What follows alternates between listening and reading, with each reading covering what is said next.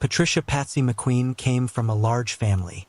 She regularly made her parents, 6 sisters, and 4 brothers laugh with her witty jokes or clever pranks. She loved sports, baseball in particular, and music. Her family remembers her constantly dancing and singing at home, even at just 14 years old. She was very strong and independent, with dreams of traveling the world once she was older. Patsy was popular and had many friends. One of those friends was Eva Dvorak, who was in grade 9 with Patsy at Ian Bazalgette Junior High School in Calgary, Alberta. Eva was bright and bubbly, and shared Patsy's love of music. She never sat still, singing and dancing at all times of day. She loved roller skating, swimming, and ice skating, especially with her sisters and cousins. The two 14-year-olds were last seen alive on Valentine's Day of 1976, walking in downtown Calgary. At approximately 10:45 the following morning, February 15th, a man driving to Cochrane, Alberta, spotted the bodies of the 2 girls lying face down in the snow under the Happy Valley overpass on Highway 1, west of Calgary. The scene was surprisingly calm, given the circumstances. There were no signs of a struggle, the girls' clothes were undisturbed, and there was no obvious physical damage done to them. Tire tracks in the snow were the only obvious clue at the scene. Semen was found on Patsy and Eva's bodies during their autopsies. Alberta's chief medical examiner found that they had both died of asphyxia, but argued that they had died in some sort of drug-related incident rather than at someone else's hand. A coroner's jury was held but reached no conclusion over the nature of the girls' deaths, so they were ruled sudden deaths rather than as homicides. More than 45 years after the girls were killed, their deaths were linked to 2 other homicides.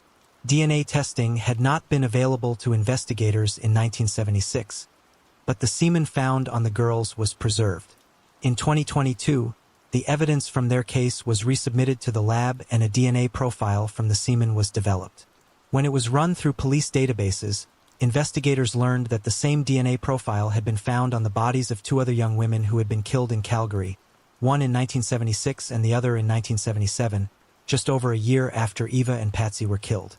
Melissa Rohorek was a native of Windsor, Ontario, but her love of adventure took her to Western Canada. In 1976, 20-year-old Melissa was living in the YWCA in Calgary and working as a housekeeper at the International Hotel, although she was hoping to soon get a job in childcare. Whenever she had a break from work, she loved to explore. She had come to Alberta because of her love of the outdoors and her desire to see all of the natural beauty Canada had to offer. Banff National Park, west of Calgary, was one of her favorite places to visit. On September 15, 1976, one of Melissa's roommates at the YWCA saw her leaving with some of her toiletries packed up in a red shopping bag. She had a few days off from work and planned to hitchhike out of the city. Melissa never made it to the mountains as planned. The following morning, her body was found in a ditch alongside a gravel road, approximately 13 miles west of Calgary, by motorists as they drove by. There were obvious signs of a struggle at the scene, displaced gravel on the road, a man's shoe print in nearby dirt, and a clump of long dark hair clutched in Melissa's hand. The medical examiner determined that Melissa had been punched in the head, sexually assaulted, and strangled to death. Nothing was stolen from her, and her wallet with cash inside was found with her body. According to her brother Jim, 19-year-old Barbara McLean was full of life and smart as hell. In early 1977, she was enjoying her first real taste of life outside of her hometown. Barbara was from the rural community of Inverness, Nova Scotia, a small, former mining community that had few options available to her once she finished high school. Barbara was very independent and wanted the chance to stand on her own 2 feet without the help of her parents. However, family was very important to her, so when she did leave Inverness, she moved in with her 2 brothers in Calgary and got a job at a bank there. She did miss her parents and eventually began feeling homesick, so she planned a 2-week trip back home for the beginning of March 1977. She also reportedly had plans to move back home later in the year so that she could start university. Barbara was at the Highlander Hotel Tavern to see a cabaret with her boyfriend and her brother Bobby on the evening of February 25, 1977. They had plans to go to a party together later that night, but Barbara and her boyfriend got into a fight, so she left the tavern to walk to the party alone around 2 a.m. on the 26th. Barbara's body was discovered approximately 6 hours later by a man walking his dog just outside of Calgary city limits near the airport. When she was found, she was fully clothed, although her jacket was on inside out. There were bruises on her arm and neck, and the fingers on her left hand were bloody. She had been sexually assaulted and strangled to death. There is absolutely no reason for this to happen. She didn't have any enemies. Her brother Bobby told the Calgary Albertan at the time, "I just can't seem to put the pieces of the puzzle together." He did note that his sister was a very trusting person, perhaps too trusting. Calgary was the site of numerous unsolved murders of young women in the late 1970s, so it was difficult to determine which, if any, of the murders had been committed by the same perpetrator. Melissa and Barbara's murders were definitively shown to have been committed by the same person in 2003. Semen had been found on both of their bodies, and DNA analysis showed that it was from the same man. There were no matches to the profile in Canada's National DNA Data Bank at the time. The profile was uploaded to the data bank, but no matches were found for another 20 years. In 2021, the Royal Canadian Mounted Police and the Calgary Police Service began formally working together on Melissa and Barbara's case in hopes that they could use genetic genealogy to identify the man who had killed them. Coincidentally, evidence from Patsy and Eva's case was resubmitted to the lab for forensic examination in 2022. A DNA profile was developed from the semen found on both of their bodies and entered into the National DNA Databank. A match was found. The same DNA profile was found in the semen, found on the bodies of Eva, Patsy, Melissa, and Barbara. Investigators now knew that they were looking for a serial killer. By the time all 4 cases were linked, the RCMP lab had made some progress in identifying the killer. They had initially been investigating for just Melissa and Barbara's murders. They had been working with Parabad Nanolabs and Convergence Investigative Genetic Genealogy, which had eventually led them to a potential suspect. Their investigation took them to multiple provinces in Canada and states across the border in the USA before they could confirm that he was the man they had been looking for. On May 17, 2024, the RCMP announced that DNA evidence had identified the killer of Eva Dvorak, Patsy McQueen, Melissa Rohorek, and Barbara McLean as Gary Allen Sreeri. Sreeri was born in 1942 in Oak Park, Illinois, a suburb of Chicago. He grew up as the oldest of 3 children. Sometime in the mid-1950s, his family moved to California. There, he went on to graduate high school and get married in 1960. He and his wife had a son, but got divorced in 1969. Criminal history began during his marriage. In 1965, he was found guilty of rape by force, oral copulation, sodomy, and kidnapping in Los Angeles. If he served any time for these convictions, it was very short, as he faced burglary charges less than a year after his conviction. These charges were ultimately dismissed. In 1966, he was again charged with sexually based offenses. He was charged with kidnapping and assault to commit rape, as well as sex perversion, which led to him being classified as a mentally disordered sex offender by the state of California and sentenced to mental health custody. He was charged with rape again in 1969, but was acquitted. Soon, he was facing drug charges, which led to him serving time in San Quentin.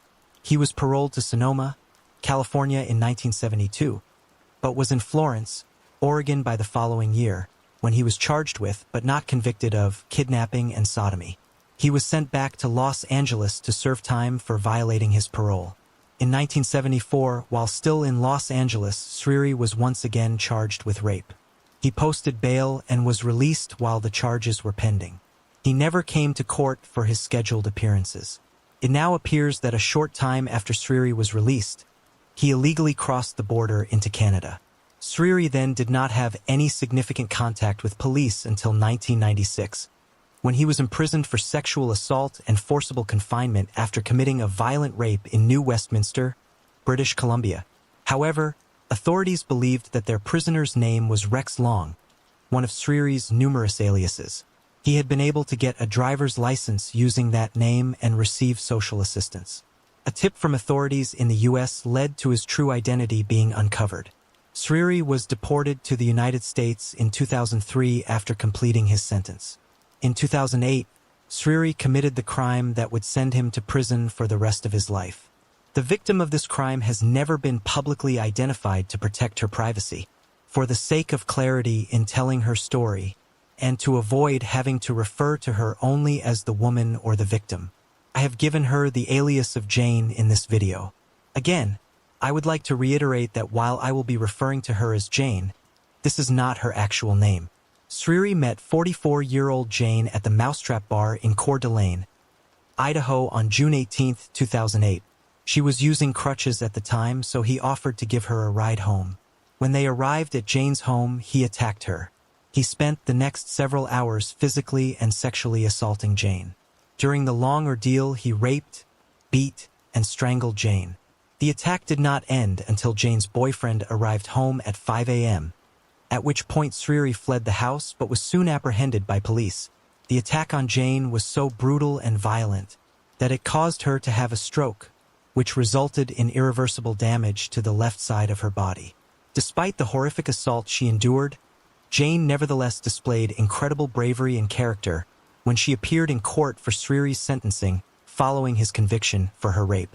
She now walked with a cane and had difficulty speaking, both results of the stroke Sriri had caused. On the stand, she repeated Sriri's name to get his attention until he was forced to look at her before she began her statement. From the stand, she told him, "I have grandchildren, I have children, I have a family that loves me very much, that has had to watch me go through living hell, and it is not fair. You damaged me and I can't be repaired. There has got to be a lifetime sentence for you, just as I'm having to pay a lifetime sentence for no wrongdoing." Jane expressed gratitude to God that she had been the one Sriri attacked that night, and that it had not been a younger woman or a teenager. She said that she had forgiven Sriri, but asked the judge to impose a life sentence for the sake of protecting other women from him. The judge did so. In an interview conducted after the sentence was announced, Jane said that her first thought when she heard the sentence was, "Thank God. I felt like I had done my job. I was going to see him convicted to save other women." Sriri's life sentence ultimately was not very long, as he died of natural causes at the Idaho State Correctional Center on April 27, 2011, at the age of 68. Unfortunate timing had caused a delay in Sriri being identified as the perpetrator of the murders in Canada. Sriri's DNA was not uploaded to Idaho State DNA Databank until 2013. The RCMP had run their international DNA search in 2012. He was therefore not identified for over another decade when genetic genealogy identified him as a potential suspect, and the RCMP was able to request his DNA profile from authorities in Idaho.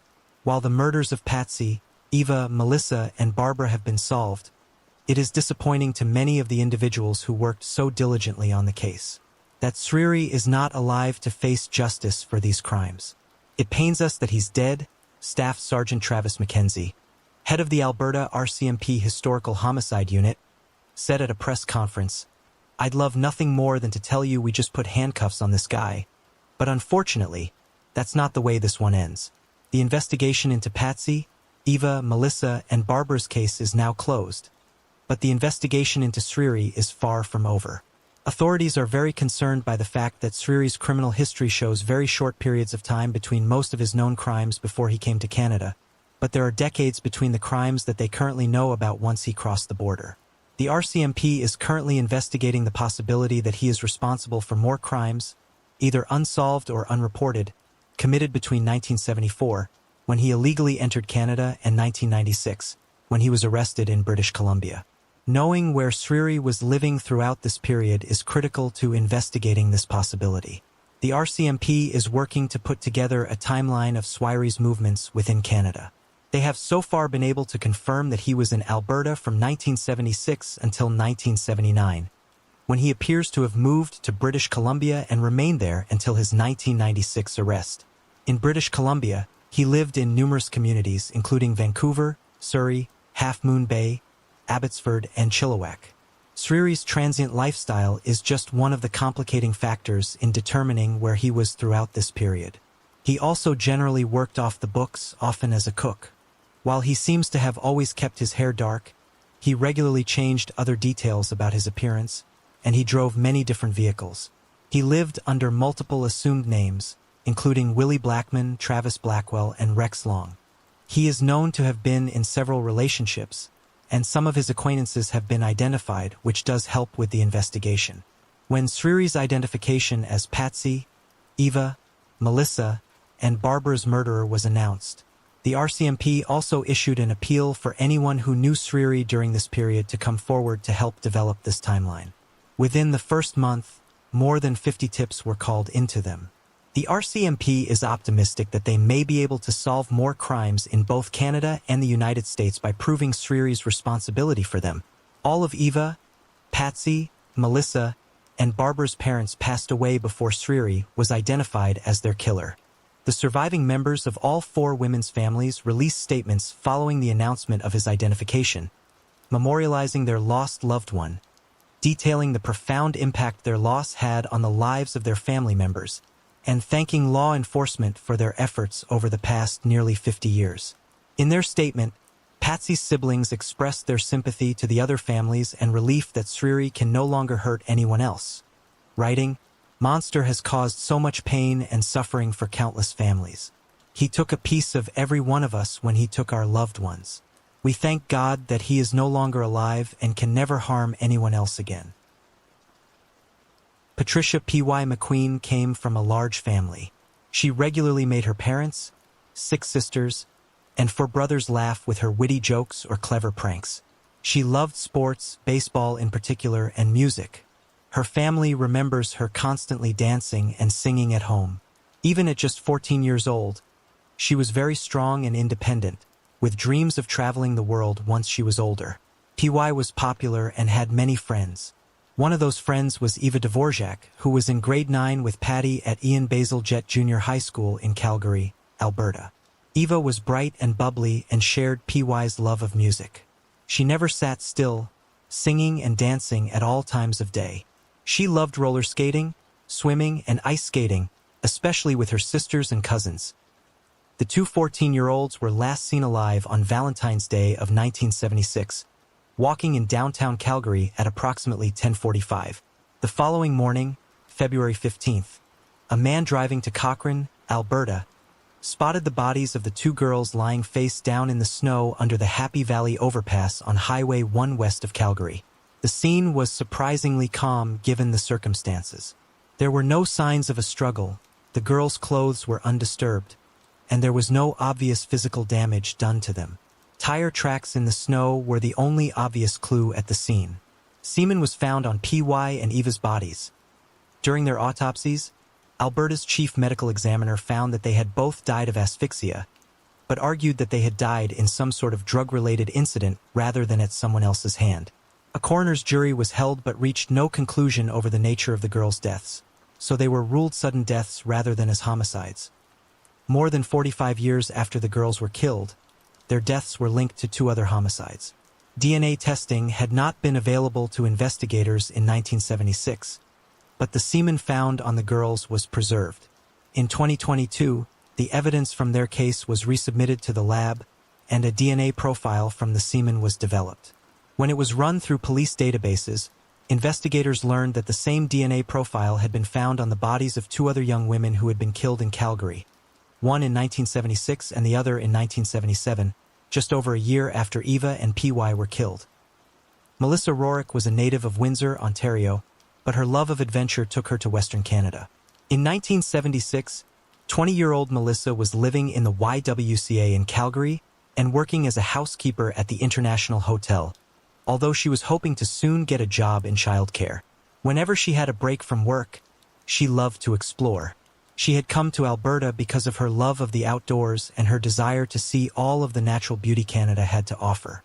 Banff National Park, west of Calgary, was one of her favorite places to visit. On September 15, 1976, one of Melissa's roommates at the YWCA saw her leaving with some of her toiletries packed up in a red shopping bag. She had a few days off from work and planned to hitchhike out of the city. Melissa never made it to the mountains as planned. The following morning, her body was found in a ditch alongside a gravel road approximately 13 miles west of Calgary by motorists as they drove by. There were obvious signs of a struggle at the scene: displaced gravel on the road, a man's shoe print in nearby dirt, and a clump of long dark hair clutched in Melissa's hand. The medical examiner determined that Melissa had been punched in the head, sexually assaulted, and strangled to death. Nothing was stolen from her, and her wallet with cash inside was found with her body. According to her brother Jim, 19-year-old Barbara McLean was full of life and smart as hell. In early 1977, she was enjoying her first real taste of life outside of her hometown. Barbara was from the rural community of Innes, Nova Scotia, a small former mining community that had few options available to her. When she finished high school, Barbara was very independent and wanted the chance to stand on her own 2 feet without the help of her parents. However, family was very important to her, so when she did leave Innes, she moved in with her 2 brothers in Calgary and got a job at a bank there. She did miss her parents and eventually began feeling homesick, so she planned a 2-week trip back home for the beginning of March 1977. She also reportedly had plans to move back home later in the year so that she could start university. Barbara was at the Highlander Hotel Tavern to see a cabaret with her boyfriend and her brother Bobby on the evening of February 25, 1977. They had plans to go to a party together later that night, but Barbara and her boyfriend got into a fight, so she left the tavern to walk to the party alone. Around 2 a.m. on the 26th, Barbara's body was discovered approximately 6 hours later by a man walking his dog just outside of Calgary city limits, near the airport. When she was found, she was fully clothed, although her jacket was on inside out. There were bruises on her arm and neck, and the fingers on her left hand were bloody. She had been sexually assaulted and strangled to death. There is absolutely no reason for this to happen. She didn't have any enemies. Her brother Bobby told the Calgary Alberta at the time, "I just can't seem to put the pieces of the puzzle together there." He did note that his sister was a very trusting person, perhaps too trusting. Calgary was the site of numerous unsolved murders of young women in the late 1970s, so it was difficult to determine which, if any, of the murders had been committed by the same perpetrator. Melissa and Barbara's murders were definitively shown to have been committed by the same person in 2003. Semen had been found on both of their bodies, and DNA analysis showed that it was from the same man. There were no matches to the profile in Canada's National DNA Databank at the time the profile was uploaded. No matches were found for another 20 years. In 2021, the Royal Canadian Mounted Police and the Calgary Police Service began formally working together on Melissa and Barbara's case in hopes that they could use genetic genealogy to identify the man who had killed them. Coincidentally, evidence from PY and Eva's case was resubmitted to the lab for forensic examination in 2022. A DNA profile was developed from the semen found on both of their bodies and entered into the National DNA Databank. A match was found. The same DNA profile was found in the semen found on the bodies of Eva, PY, Melissa, and Barbara. Investigators now knew that they were looking for a serial killer. By the time all 4 cases were linked, the RCMP lab had made some progress in identifying the killer. They had initially been investigating just Melissa and Barbara's murders. They had been working with Parabon Nanolabs and Convergence Investigative Genetic Genealogy, which had eventually led them to a potential suspect. Their investigation took them to multiple provinces in Canada and states across the border in the USA before they could confirm that he was the man they had been looking for. On May 17, 2024, the RCMP announced that DNA evidence had identified the killer of Eva Dvorak, Patty McQueen, Melissa Rorick, and Barbara McLean as Gary Allen S. He was born in 1942 in Oak Park, Illinois, a suburb of Chicago. He grew up as the oldest of 3 children. Sometime in the mid-1950s, his family moved to California. There, he went on to graduate high school and get married in 1960. He and his wife had a son but got divorced in 1969. S's known criminal history began during his marriage. In 1965, he was found guilty of rape by force, oral copulation, sodomy, and kidnapping in Los Angeles. If he served any time for these convictions, it was very short, as he faced burglary charges less than a year after his conviction. These charges were ultimately dismissed. In 1966, he was again charged with sexually based offenses. He was charged with kidnapping and assault to commit rape, as well as sex perversion, which led to him being classified as a mentally disordered sex offender by the state of California and sentenced to mental health custody. He was charged with rape again in 1969 but was acquitted. Soon he was facing drug charges, which led to him serving time in San Quentin. He was paroled to Sonoma, California in 1972, but was in Florence, Oregon by the following year when he was charged with, but not convicted of, kidnapping and sodomy. He was sent back to Los Angeles to serve time for violating his parole in 1974. While still in Los Angeles, Sari was once again charged with rape. He posted bail and was released while the charges were pending. He never came to court for his scheduled appearances. It now appears that a short time after S was released, he illegally crossed the border into Canada. Sari then did not have any significant contact with police until 1996, when he was imprisoned for sexual assault and forcible confinement after committing a violent rape in New Westminster, British Columbia. However, authorities believed that their prisoner's name was Rex Long, one of S's numerous aliases. He had been able to get a driver's license using that name and receive social assistance.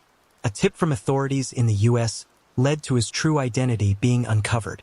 Sari was deported to the United States in 2003 after completing his sentence. In 2008, Sari committed the crime that would send him to prison for the rest of his life.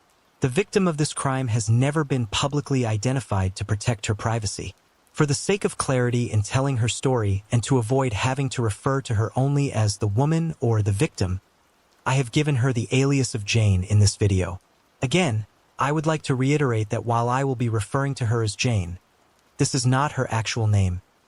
Sway met 44-year-old Jane at the Mousetrap Bar in Coeur d'Alene, Idaho, on June 18, 2008.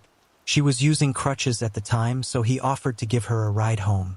When they arrived at Jane's home, he attacked her. He spent the next several hours physically and sexually assaulting Jane. During the long ordeal, he raped, beat, and strangled Jane. The attack did not end until Jane's boyfriend arrived home at 5 a.m., at which point Sway fled the house but was soon apprehended by police. The attack on Jane was so brutal and violent that it caused her to have a stroke, which resulted in irreversible damage to the left side of her body.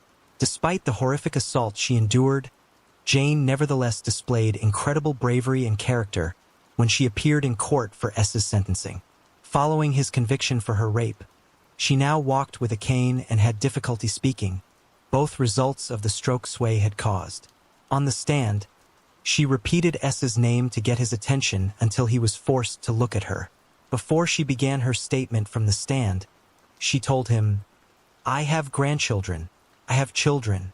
I have a family that loves me very much, that has had to watch me go through living hell, and it is not fair. You damaged me and I can't be repaired. This has to be a lifetime sentence for you, just as I'm having to pay a lifetime sentence for no wrongdoing." Jane expressed gratitude to God that she had been the one S attacked that night and that it had not been a younger woman or a teenager. She said that she had forgiven Sway but asked the judge to impose a life sentence for the sake of protecting other women from him. The judge did so in an interview conducted after the sentence was announced. Jane said that her first thought when she heard the sentence was, "Thank God, I felt like I had done my job. I was going to see him convicted to save other women." S's life sentence ultimately was not very long, as he died of natural causes at the Idaho State Correctional Center on April 27, 2011, at the age of 68. Unfortunate timing had caused a delay in Sway being identified as the perpetrator of the murders in Canada. S's DNA was not uploaded to Idaho State DNA Databank until 2013. The RCMP had run their international DNA search in 2012. He was therefore not identified for over another decade, when genetic genealogy identified him as a potential suspect, and the RCMP was able to request his DNA profile from authorities in Idaho. While the murders of PY, Eva, Melissa, and Barbara have been solved, it is disappointing to many of the individuals who worked so diligently on the case that Sway is not alive to face justice for these crimes. It pains us that he's dead, Staff Sergeant Travis McKenzie, head of the Alberta RCMP Historical Homicide Unit, said at a press conference, "I'd love nothing more than to tell you we just put handcuffs on this guy, but unfortunately, that's not the way this one ends. The investigation into PY, Eva, Melissa, and Barbara's case is now closed, but the investigation is far from over. Authorities are very concerned by the fact that S's criminal history shows very short periods of time between most of his known crimes before he came to Canada, but there are decades between the crimes that they currently know about. Once he crossed the border, the RCMP is currently investigating the possibility that he is responsible for more crimes, either unsolved or unreported, committed between 1974, when he illegally entered Canada, and 1996, when he was arrested in British Columbia. Knowing where S was living throughout this period is critical to investigating this possibility. The RCMP is working to put together a timeline of S's movements within Canada. They have so far been able to confirm that he was in Alberta from 1976 until 1979, when he appears to have moved to British Columbia and remained there until his 1996 arrest. In British Columbia, he lived in numerous communities including Vancouver, Half Moon Bay, Abbotsford, and Chilliwack. S's transient lifestyle is just one of the complicating factors in determining where he was throughout this period. He also generally worked off the books, often as a cook. While he seems to have always kept his hair dark, he regularly changed other details about his appearance, and he drove many different vehicles. He lived under multiple assumed names, including Willie Blackman, Travis Blackwell, and Rex Long. He is known to have been in several relationships, and some of his acquaintances have been identified, which does help with the investigation. When S's identification as PY, Eva, Melissa, and Barbara's murderer was announced, the RCMP also issued an appeal for anyone who knew Sari during this period to come forward to help develop this timeline. Within the first month, more than 50 tips were called into them. The RCMP is optimistic that they may be able to solve more crimes in both Canada and the United States by proving S's responsibility for them all. All four of Eva, PY, Melissa, and Barbara's parents passed away before Sher was identified as their killer. The surviving members of all four women's families released statements following the announcement of his identification, memorializing their lost loved ones, detailing the profound impact their loss had on the lives of their family members, and thanking law enforcement for their efforts over the past nearly 50 years. In their statement, PY's siblings expressed their sympathy to the other families and relief that Sway can no longer hurt anyone else. This evil monster has caused so much pain and suffering for countless families. He took a piece of every one of us when he took our loved ones. We thank God that he is no longer alive and can never harm anyone else again. 16-year-old Billy Carroll was well known in his Chicago neighborhood, mainly because he was friendly and funny. However, Billy also had his secrets. He spent little time at home and little time at school. He spent most of his days on the streets, but even his friends were in the dark as to what he did with most of his time.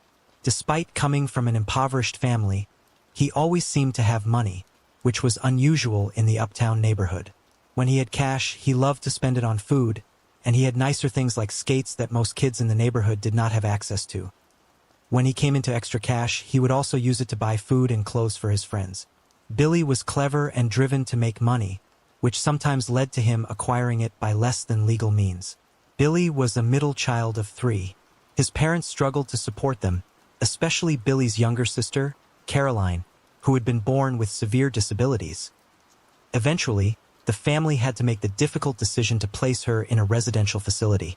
Caroline lived there until 2012 when she passed away.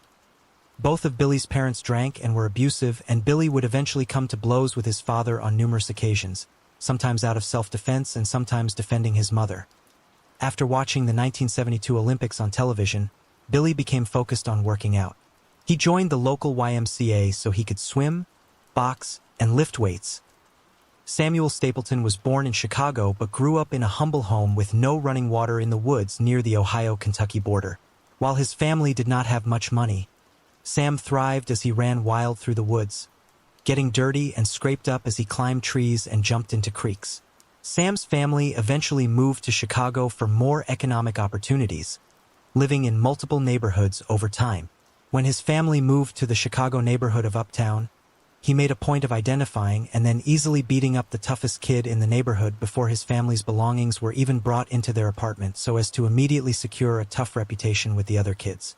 He knew how to defend himself physically and how to respond when someone was taking advantage of him, something he appears to have inherited from his mother, Bessie. He was streetwise and knew how to navigate around the various gangs that operated in his neighborhood. In May of 1976, Sam was preparing to enter high school. He looked forward to joining ROC at Sen High School. He had his first job as a delivery boy for a local pizza shop and hoped to soon have even better employment. A contractor calling himself John would call the Stapleton home asking for Sam with the promise of a job with his company. The boy Sam beat up upon his arrival to Uptown was Randy Rivette, who did not harbor a grudge over the fight. The two boys were not close friends, but managed to coexist as two of the toughest kids in their neighborhood. Randy was one of 4 children, and his family originally hailed from Kentucky. His father was abusive towards his mother, and the children sometimes tried to protect her from him. They all, including Randy, would sometimes run away for brief periods when their home life became too difficult to deal with, but they always came home after a short time. He was just 15 years old when he disappeared on May 14, 1976. Dale Landigan moved around extensively as a child, which was reflected in his name. His name was really Frank, but his father nicknamed him Del because he had been born in Delaware, which eventually evolved into Dale. He and his 4 sisters all adored their mother. After years of living in Brooklyn, the family moved to Chicago's Uptown neighborhood in 1969 to escape growing crime in New York and join Dale's great-uncle Pablo, who owned an apartment building where he offered Dale's family a unit.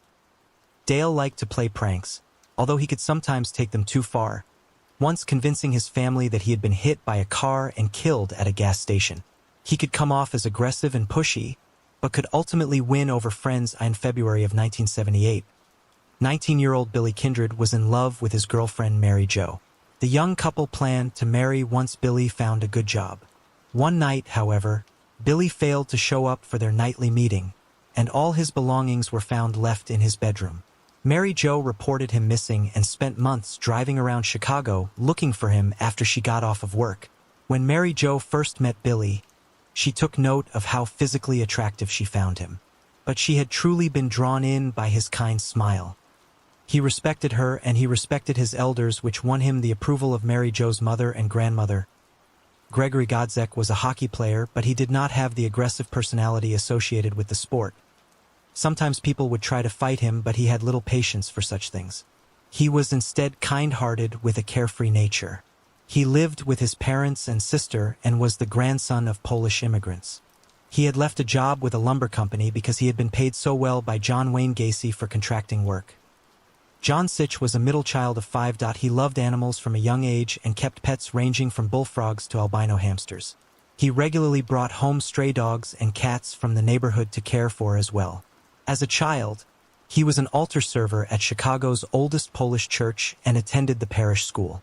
His family moved to the suburb of Des Plaines just before he began his junior year of high school, and he quickly made friends with the members of the school's drama department, hanging out with them in the woods after school. He also got a job at a local pet store.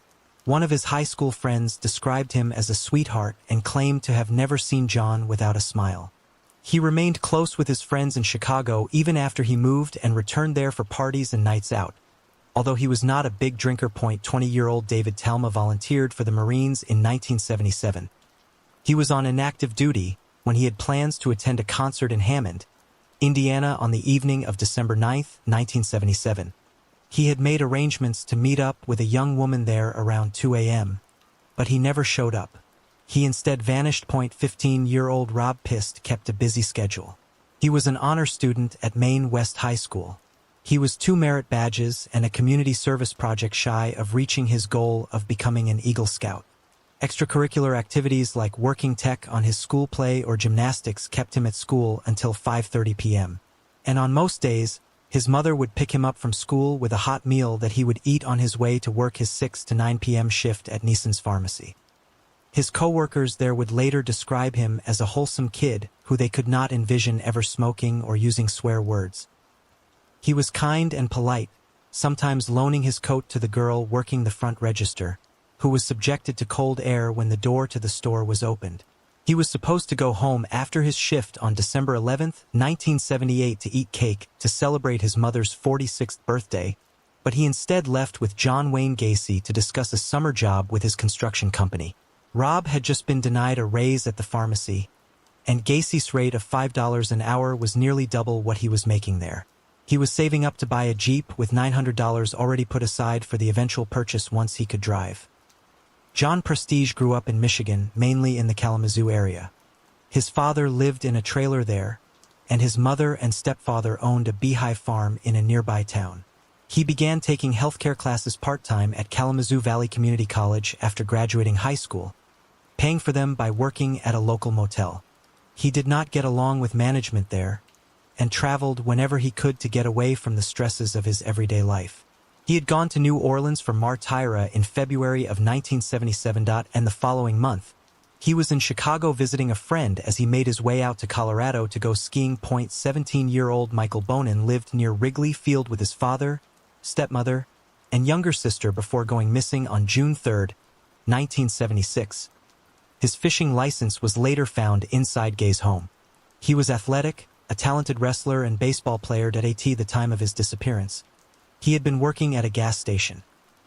Russell Nelson was an architecture student at the University of Minnesota who came to Chicago in the fall of 1977 towards the beginning of a long road trip that would take him as far north as Toronto and as far south as Florida. He was a talented dancer who had won competitions back in Minnesota. He was last heard from on October 17, 1977, when he called his mother to wish her a happy birthday. According to his mother, he and a friend had been doing work for a contractor while in Chicago. Russell also left behind a fiancé. The son of a police sergeant.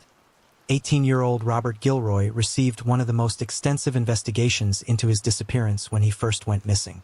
His father conducted his own investigation, and his file with the Chicago police consists of more than 40 pages.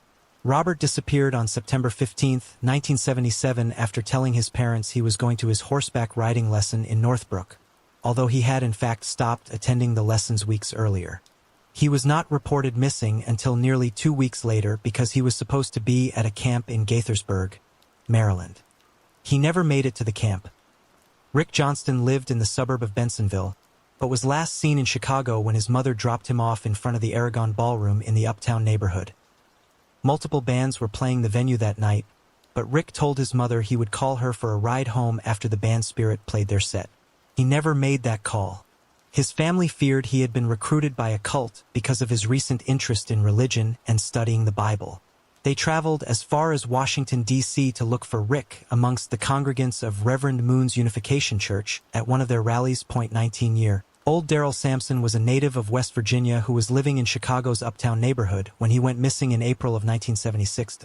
He had previously run away as a juvenile in 1973 in an effort to get out of a court appearance related to curfew violations. Within a few days, he was at his father's house in Virginia. After he disappeared in 1976, he would not be seen again until his remains were found under Gacy's dining room floor at the end of 1978. The family of Matthew Bowman of Crystal Lake, Illinois, had already lost one of its members to homicide. Matthew's stepfather, Anthony Roatuso, was shot and killed during a carjacking in 1975. Matthew's mother last saw him on July 5, 1977, when she dropped him off at a rail station so he could get to a court appearance over a parking ticket. He called her a few hours later to let her know he would be going to Chicago to visit his sister at her apartment. He left his sister's apartment around 6 or 7 o'clock that night after telling her he was going home. He never arrived. John Maui had also been impacted by homicide before he himself was murdered in November of 1972 when he was just 14 years old. He had been sent to his sister Judy's apartment to check on her, only to find her stabbed to death on the floor. John joined the Marines after graduating high school, returning to Chicago after completing his service. He worked at a bank and began taking accounting classes at Truman College in Uptown. The last time his mother saw him was at her home, where he came for dinner in an effort to cheer himself up after one of his dogs was struck and killed by a car. 20-year-old Tommy Bowling was the married father of a 3-year-old boy named Timmy before disappearing on November 18, 1977. He called his parents home to check in on his father, who had not been feeling well. Around this time, he had been receiving threatening phone calls, which he took seriously enough to instruct his mother to contact the police should she not hear from him for 24 hours. 16-year-old Robert Winch was one of 6 children from Michigan. His father taught physics at Kalamazoo College. Robert had difficulties at home, which led to him staying in a foster home during weekdays. He ran away from that foster home in November of 1977. Timothy Orr was 20 years old when he vanished on June 30th, 1978. He had a distinctive tattoo that read Tim Lee on his left arm, a tribute to his love for martial artist Bruce Lee. He frequented gay bars and was close friends with a transgender woman, which Gacy's defense team later tried to use to undermine the witnesses who spoke on his behalf at Gacy's trial. 20-year-old James Mazzara of Elwood Park was last seen by his family the day after Thanksgiving of 1978. He had the nickname of Mojo. 16-year-old Kenneth Parker's family lived in the Edgewater neighborhood after moving to Chicago from Tennessee. He was going through a difficult time and was on parole. He spent a lot of time hanging out at the Yankee Doodle Dandy, a restaurant in Midtown, with his longtime friend, Michael Marino. Michael Marino was just 14 years old. He and Kenneth Parker were last seen alive on October 24, 1976 at the Yankee Doodle Dandy. The remains were later found in a shared grave beneath Gacy's house. His mother had reported him missing after he failed to arrive to see a movie with her as planned on the evening of October 24th. John Bukovich was later described as a nice kid who lived with his family on the north side of Chicago. He was close with his parents and sisters and had plenty of friends. He would always call home if he would be returning late. He had dropped out of high school to work in construction and worked for Gay on and off for over a year. When he disappeared in July of 1975, he reportedly was trying to get Gay to pay him back wages he still owed him. John's family always suspected that Gay was involved in his disappearance and called police every week for more than 2 years, trying to get them to investigate his case seriously. Authorities insisted that John had simply run away. Circumstances did not support this theory. John had been working to renovate his first apartment and had just spent $2,000 on carpeting before he disappeared. He also left behind a large amount of money in his bank account. Also discrediting the runaway theory was the fact that his car was left behind in a location Gay would later admit to moving it to. The keys were left in the ignition and John's wallet, keys, and ID were on the front seat. These 24 of Gay's victims were identified by March of 1980 and June of 1981. The 9 victims who had still not been identified were laid to rest in donated caskets.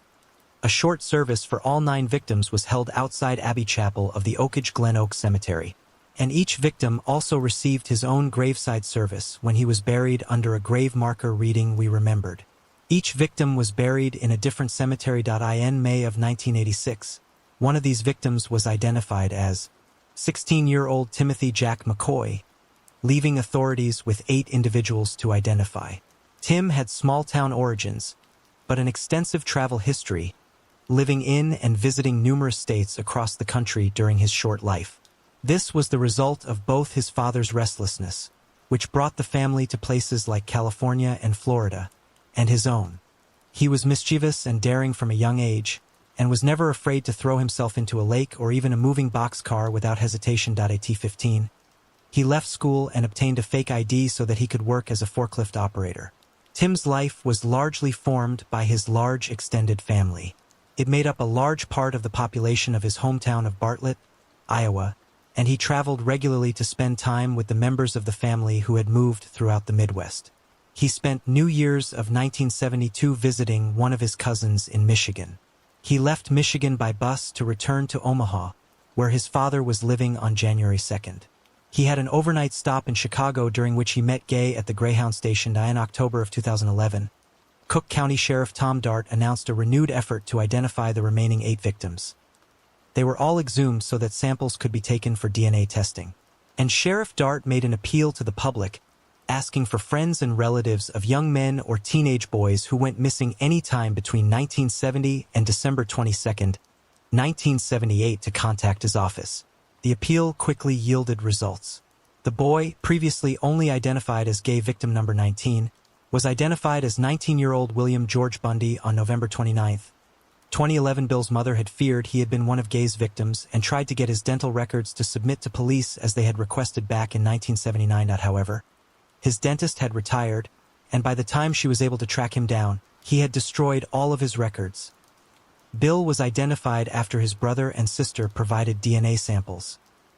Bill had been popular at Sun High School and had plenty of friends. According to his sister, Laura, all of her friends wanted to date him and only came to see her at her house for the opportunity to see her brother. He was a talented diver and gymnast. However, Bill ultimately chose to drop out of high school to begin doing electrical work. Bill went missing in October of 1976. One evening, he told his family he was headed out to a party as he was leaving the house. He forgot to take his wallet with him. He never came home. In July of 2017, victim number 24 was identified as 16-year-old Jimmy Hackinson. His mother had gone to Chicago from her home in Minnesota in 1979 to try to learn if her son was amongst Gay's victims, but she did not have dental records to submit to the police to identify him. He was also identified thanks to DNA submitted by his brother and sister. Jimmy was one of 4 children and lived in St. Paul, Minnesota. He was funny and good-natured despite difficult circumstances at home. His father drank heavily and was largely absent, and his mother often had to work as many as 3 jobs at a time to support the family. One day in the summer of 1976, he announced to his family that he was going to Chicago. Hitchhiking was not unusual at the time, and Jimmy had left home in the past to get away from stressors at home. He had always safely returned, so this trip did not raise any concerns. He called his mother on August 5th to let her know that he had safely made it to Chicago. However, weeks then passed with no calls from Jimmy and he did not return home. So, he was reported missing at the beginning of September. The number of unidentified gay victims then dropped to 5 on October 25, 2021, when the man previously only known as Gacy victim number 5 was publicly identified as Francis Wayne Alexander. In addition to his extended family, Wayne is survived by his mother, 2 half-sisters, and 2 half-brothers. DNA extracted from one of victim number 5's MERS had undergone 8 months of specialized testing and processing to prepare a profile suitable to be used with genetic genealogy. The Cook County Sheriff's Office partnered with the DNA Doe Project for the genealogical research. Genealogists identified Wayne as a potential match and submitted his name to the sheriff's office. Investigators there used more traditional means of investigation to follow up on the lead. When they could not find any evidence of Wayne being alive after the time period when they believed victim number 5 was killed, which would have disproven the identification, they traveled to North Carolina to meet with his family. They collected DNA samples from Wayne's mother and brother, which confirmed that Wayne was gay victim number 5. Wayne was born in 1955. He grew up in North Carolina and lived in New York for a time. He got married while he was living there. He and his wife moved to Chicago in February of 1975, but the couple soon divorced after 3 months of marriage. His family never filed a missing persons report because based on certain decisions that he had made, they believed he wanted to be left alone. While they loved him, they thought he no longer wanted anything to do with them when he stopped contacting them. Wayne supported himself by working at various bars and clubs in Chicago. Authorities do not know exactly how he and Gay crossed paths, but Wayne lived and worked in an area where Gay was known to look for victims. He lived near several other victims of Gay, including William Bundy, who lived just blocks away from Wayne. Wayne would have been 21 or 22 years old when he was killed. The last official record of him was a traffic ticket issued to him on January 5, 1976. He was buried at Gacy's property under an individual whose death authorities have placed on March 15, 1977, indicating that Wayne was killed sometime during the window of time between receiving the traffic ticket and the death of the other victim. Financial records show that Wayne earned very little income in 1976, potentially indicating that he was killed earlier on in that window. When investigators returned to the Alexander family to confirm that Wayne was in fact Gacy victim number 5 on October 22, 2021, they were 5 generations of the family in the room to hear the news. Wayne's mother was the first parent to still be alive to be notified that their son had been identified as one of Gay's victims since the renewed effort began in 2011. The family greatly appreciated the kindness the people of Cook County had showed Wayne, giving him a proper funeral and burial, even though they had not known his identity when they did so as of November of 2022. 5 of Casey's victims remain unidentified, but investigators still hope to one day identify all of them. Victim 10 is believed to have been between 17 and 21 years old and between 5 feet 7 inches and 5 feet 11 inches in tall. He had a well-healed fracture to his left clavicle. His time of death has been estimated to have been between March 15th and July 5th of 1977. Victim 13 is estimated to have been between 5 feet 11 inches and 6 feet 2 inches in tall and between 17 and 22 years old. His hair was a dark enough brown that it would appear black. He was probably suffering from a severe toothache at the time of his death, which has been estimated to have been between August and October of 1976. Victim 21's remains were completely skeletonized by the time they were discovered, complicating the process of determining exact details about him. He was most likely between the ages of 15 and 27 and between 5 feet 8 inches and 6 feet tall. Based on the location where his remains were found relative to other victims with known dates of death, it is believed he was killed sometime between June 13th and October 25th of 1976. Victim 26 is estimated to have been between 5 feet 2 inches and 5 feet 6 inches in tall and between 22 and 30 years of age. He was most likely murdered sometime between June 13th and August 6th, 1976. Victim 28 was killed sometime between early 1972 and the end of July of 1975. He was between 5 feet 8 inches and 5 feet 9 inches in tall and 14 and 18 years old. He was found wearing a white metal band on his left ring finger.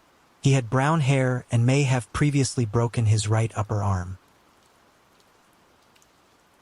Marty and Glenna Durham, both 46, lived in Sand Lake, Michigan. The couple had been married for 10 years. They each had been previously married and had grown children. Marty was known to be security conscious, weary of strangers, and vigilant about locking the doors to his home. But he was also a good friend and neighbor to the select few people in his social circle. Keith and Connie Ream, who lived across the street from the Durhams, spoke and texted with them every day. They were therefore concerned when they abruptly stopped seeing and hearing from the couple, despite repeated messages to them and 2 trips over to their home. On May 13, 2015, after 2 days of not hearing from them, Connie decided to go back over to Marty and Glenna's home to check on them again. At approximately 4:30 p.m., Connie realized that something was wrong. As soon as she tried to enter the home, the door was unlocked, which Marty would not normally have allowed. The house was usually well kept, but was now in a state of disarray. Various items were thrown about and a lamp had been broken in a bedroom. She discovered Marty and Glenna lying on the floor, both covered in blood. She ran outside to get help from firefighters who had been attending to a fire down the street. First responders initially believed that both Marty and Glenna were dead. However, an hour after authorities arrived on the scene, a trooper from the Michigan State Police was trying to lure the couple's upset dog out of the bedroom. He noticed that Glenna appeared to still be breathing. When he went to check her pulse, her eyes opened and she cried out, "What are you doing?" Despite a serious injury from a gunshot wound to the head, Glenna was still alive and she was taken to the hospital. Marty was not as lucky. By the time he was found, he was dead, having been shot 5 times. 3 shots fired at close range had entered his chest. He had also been shot once in the back and once in the forearm. He was survived by both of his parents, 3 children, and 4 grandchildren. Marty had been an avid outdoorsman, and he had found ways to continue enjoying some of his favorite outdoor activities even after he required the use of a leg brace. The leg brace was used to help treat lingering injuries from a serious car accident Marty had been involved in back in 1995, when his car was struck by a truck speeding through a red light. The accident left him in a coma for weeks and with extensive injuries. The entire left side of his body had been severely injured, and his brain had been jolted against his skull with enough force to cause permanent damage to his frontal lobe. He required months of intensive medical care and rehabilitation. While he was able to eventually lead somewhat of a normal life, he did have ongoing medical problems as a result of the accident. In 2010, Marty's condition worsened, and he required more daily care. As a result of the ongoing effects of his injuries, Glenna began receiving $3,153 a month from the state of Michigan to serve as his caregiver. Marty also received $1,100 a month in disability payments. Marty was notoriously frugal. He did not like to pay to have his home heated, so visitors had to wear thermals under their clothes when they came to see him in the winter. As anxious as he was about spending money, he did find ways to make sure he could still enjoy some of his favorite but more expensive outdoor activities. By cutting his expenses, like his utility payments, he was able to carefully save up money each month for big purchases so that he could still hunt and fish.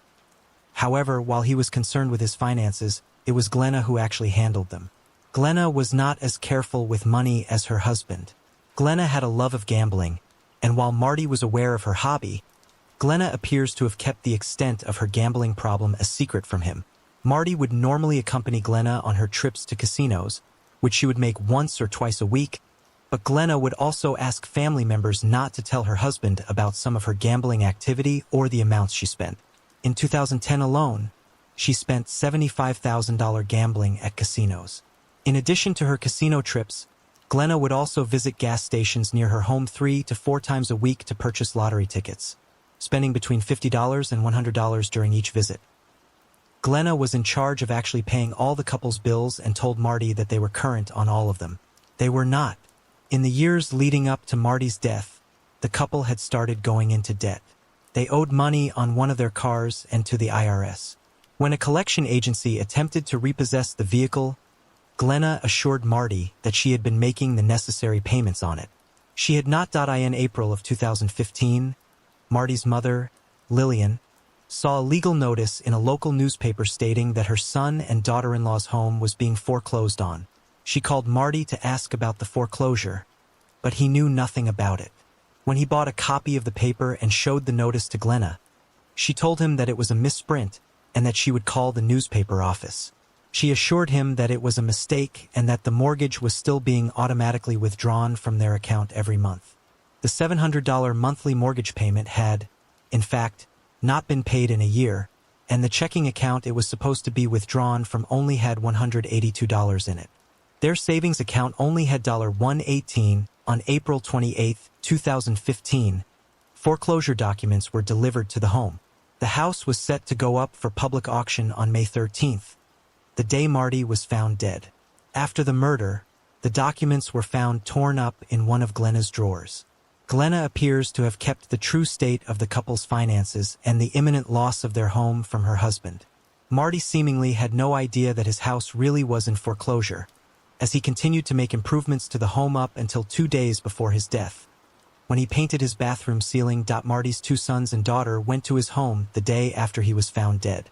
There, they found a manila envelope that had not been processed by the police. Inside were letters Glenna had written to her children and her ex-husband.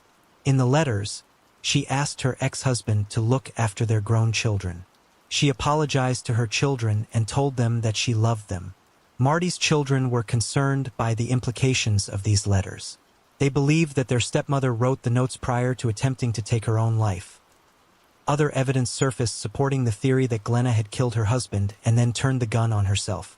Between 3:32 and 4:48 a.m. on May 12th, Glenna's cell phone had been used to research Ruger firearms, specifically the Ruger Single-6, the type of weapon used to kill Marty and critically injure Glenna. After these searches, Glenna's phone then sent a text message reading, "Love you, sorry," to Glenna's mother. Blood evidence also showed that Glenna had moved around the house after she had been shot. Most importantly, her blood was found on a couch in the living room. The Ruger Single-6 revolver that was used in the shooting had been found hidden under the love seat in the living room. The neurosurgeon who treated Glenna would later testify that it would have been possible for her to move around the home after being shot with her specific injury, due to her extensive injuries and the months of physical rehabilitation she required. Glenna was not thoroughly interviewed by the authorities until October of 2015, 5 months after Marty's murder. During this interview, Glenna claimed to have no memory of anything that happened between May 11th and when she was taken to the hospital. She was adamant, however, that she had not killed her husband. She claimed that she only went online using her phone to play games and that she did not perform any of the searches about Ruger firearms. She said that the letters to her children sounded like letters she had previously written to them on their birthdays, but also said that she would have only written acrimonious things to her ex-husband, which was in conflict with what she actually wrote in her letter to him found in the envelope at her home. While the financial troubles Glenna and Marty were having, as well as the fact that Glenna had hidden them from Marty seemingly up until just before his death, gave Glenna a motive to kill her husband, physical evidence seemed to support her involvement in his death. Glenna was not arrested. As the months went on with no charges filed in the case, Marty's family became more and more aggravated. They were vocal in the local media about their frustration with the lack of movement in the case. In addition to a dog, Glenna and Marty also had another pet, an African gray parrot named Bud. Marty had owned Bud with his first wife, Christina Keller. Christina had another parrot, and since she had previously owned Bud and knew how to properly care for parrots, Bud went to live with her after Marty's death. But like many African gray parrots, Bud had a talent for mimicking voices he heard as well as an impressive memory. Several people the police spoke to during the course of their investigation asked them if they planned to interview Bud. After Bud went to live with Christina, she became concerned by some of the things she heard him saying, but would regularly repeat the same profanity-laden argument, which appeared to have taken place between two people. He used two different voices to represent the two participants in the conversation, switching between them as he went through each part of the argument. According to Christina, one of these voices sounded like Marty. The apparent argument would end with Bud speaking in his voice for Marty yelling at someone not to shoot. Christina was concerned that Bud had witnessed Marty's murder and was relaying the argument he overheard just prior to Marty being shot. Because of all the concerns about Glenna's involvement in the case, Christina suspected that the person Bud heard Marty arguing with was Glenna. She recorded a video of Bud going through the exchange a month after Marty's murder, but did not immediately share the video. After the first anniversary of Marty's murder came and went with no arrests made in the case, Christina decided to release the video to a local news station. The station aired their story on the case in early June, and the video quickly garnered national attention. 3 weeks after the story featuring the video of Bud aired, Glenna was arrested and charged with Marty's murder. Authorities denied that the video of Bud played any role in Glenna's arrest.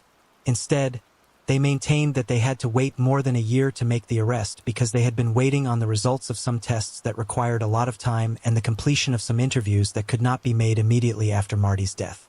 Glenna had finally been arrested because the investigation finally had enough evidence to support the murder charge against her, not because of the video. Some of this testing showed that Glenna's DNA was present on the murder weapon, which would prove to be a major piece of evidence at her trial. Christina Keller, however, believed that Bud deserved some credit for helping get justice for her ex-husband, as he helped get attention from Marty's murder and, she believed, put pressure on the prosecutor to make the arrest. With all the media pressure, she told the Cedar Springs Post, while prosecutors were aware of Bud and his apparent recounting of the events leading up to Marty's murder, they believed they had enough evidence and a strong enough case to prosecute Glenna without him. While Bud's apparent play-by-play of the argument that led up to the murder was certainly evocative, there would have been extensive legal challenges to trying to use Bud in court.